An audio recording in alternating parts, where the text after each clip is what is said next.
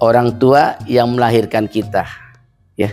Tentunya orang tua nggak mengharapkan balasan dari kita, tapi kita yang merasa orang yang sangat berjasa itu orang tua kita. Lihat balon ketiup angin, berterbangan ke angkasa. Kalau belum orang tua kita senangin, jangan sampai dia kita bikin susah. Rambutan ciplat banyak berbuah, harganya murah, lakunya cepat. Kalau kita kualat sama orang tua, bu sorga aja udah kagak dapat. Sebelum kita ziarah kemana-mana, kita ziarah dulu. Kalau masih ada orang tua, kita datang ke rumahnya. Jika udah meninggal, kita datang ke makamnya. Itulah orang tua kita. Jangan kita jauh datang, tapi yang dekat kita nggak datengin. Sementara dia orang tua kita.